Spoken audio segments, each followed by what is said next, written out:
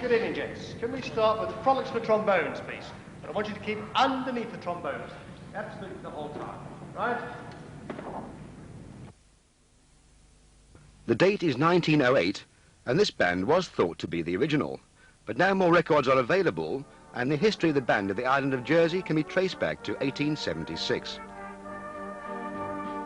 To these men and boys, La Société L'Avenir. This is the band 6 years after it was founded by Albert Doublet.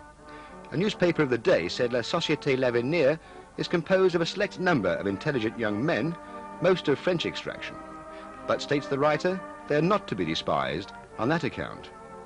The band also travelled in those days on excursions to Guernsey or to competitions in France. The band's name was changed to the Jersey Musical Union in 1890, but it was 4 years later before they gave their first concert. Then there was a lull, and band music in Jersey seems to have been provided by army bands from France and England. Then in 1907, the Jersey Musical Union was revived.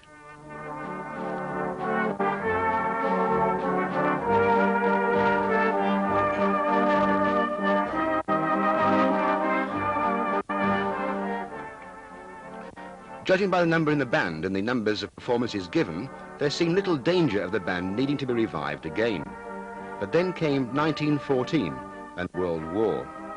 Although concerts and meetings took place, the JMU's activities dwindled until they appeared to stop in the early 20s. In the mid to late 30s, the band gained strength again. Then came the Second World War. And for 6 years, this was the only type of band to be seen marching through the streets of St. Helier. The band's revival after the war really began with this 76-year-old lady, Mrs. Alice Boudin, and her late husband, George. Mrs. B, if I can call you Mrs. B, as they all do. Now, 1949, you started off as secretary with just a few members. Yes, that's right. That's when the band started really going again, wasn't it? Jersey Musical Union started again in 1949 with only just a handful of people, 7 or 8 bandsmen. They recruited some, and naturally there was bandsmen in the island. And we soon got going again, got a full band. We travelled to France and various places in France after that. Had a very successful time, always beautifully received. Now your husband too was of course one of the mainstays of the band, my husband George. was really the start of it all, yes. Now George didn't play an instrument. What was the attraction for him? Well, he was recruited into it. He was asked to do it, you see, mostly as is their, I should say, their manager. Advisor and manager, you see.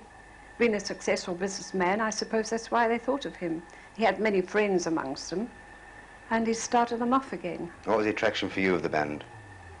Well, I was recruited in it because they were stuck. So you were shanghaied in the whole thing? I was shanghaied, yes. They were stuck, so I tried to get them out of a jam, but I stayed there for 27 years. It's a long time. And now you're the band's first and only patron? I'm their patron, yes. Now, from the good old JMU, the band changed its name in the early 60s to the Band of the Island of Jersey. They felt the union part of it wasn't very conducive to music. You mean because of the confusion with the trade unions? Definitely, yes. So they changed it. Didn't know what kind of name to give it. After a lot of thought, they gave to the Band of the Island of Jersey. And around that time too, of course, the old militia band was disbanded, so to speak. Yes, and then we recruited some of their members, which very thankfully came into us, and we were glad to have them. And many times too, you used to play at functions as a dance band. We played for a certain amount of time, for a short time. One of our members, Mr. Pigeon, Mr. Joe Pigeon, was an accordionist, and he thought he'd like to get a band together. Part of the band, only part of it. But then they abandoned that, went in for a brass band instead of a military band. Yes, now military band is a band where you have reed instruments. We have the reeds, yes. Yes. We don't have the reeds now. So you went to pure brass. We went to pure brass. And then soon after that you were away to England. Oh yes, in went to competitions. contest, yes, went to bugle, very successful in bugle, went twice to bugle. Now that was 65, wasn't it, the first year in bugle? Yes, I think it was. And you won 2 prizes there, I believe. Yes, very, very well for deportment. We had 100% of deportment, which was hardly ever known. Really? And then, of course, 67, now, I do know this, you won 6 prizes out of a possible 7. Yes, we only missed the 7th by 1 point, I think. We nearly cleared the deck. And now, that's your overseas triumph, so to speak, but in Jersey, of course, you're very popular, Battle of Flowers every year. Oh, every year we go to the Battle of Flowers and we do the Government House levy. Many fetes, not so many now because they don't have fetes, they have fetes on a Thursday and our men are working on Thursdays. We only have Saturday afternoon. Well, Mrs. B, the next tune the band will play is Cloche-Merle, I know that. Oh, yes. And they're also dedicating it to you for all the hard work over the years. Thank you very much. At the moment, 39. They're not all in use the whole time because when we do a marching job, everybody's on parade, but on the concert platform, of course, the drummers are not used at all. So the studio band, for example, is less than your full complement? Oh, yes, yes, less by about 7. And what sort of people join the band? Well, people from any walk of life. We've got youngsters, you see, from school age, up to a young man who's now an old age pensioner, senior citizen. He's now on pension, and he's still playing. How many years has he been with the band now? With us, I would think about 20 years.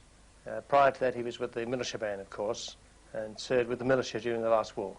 Is it hard to get in? It's hard because we've got so many youngsters waiting to come in that we're very fortunate we can pick and choose. They've got a tough test, have they, before they can come? Well, it's not a tough test as such.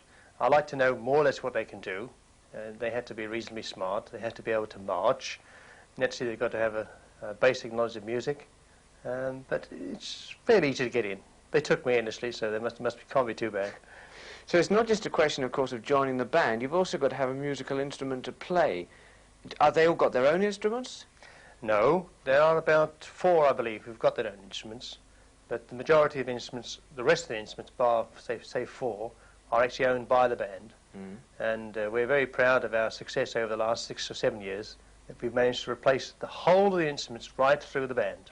Everybody's had a new instrument. How much is that costing you now? Well, shall we say the most expensive ones cost us about £1,100, of which there's 2 of those, that's the very big ones. And, that's the 2 tubers, is it? That's the 2 big tubers, yes. And the little ones are about 220, that's the cornets. That's quite a bit of cash. Yes. So when a man's fully rigged out, he's got a few £100 worth of instrument and uniform, of course. It's all provided by the band. You have a lot of unusual situations you find yourselves in. You were telling me about one on a river at Redon in France. Yes, this was about 3 years ago. The organisers decided when we got there that they would like for us to play on the canal. Redon is a very old French town, and it was quite a big junction at one time for river traffic. And they decided they would like for us to play from the old canal into the new lock, into the new harbour that they'd built.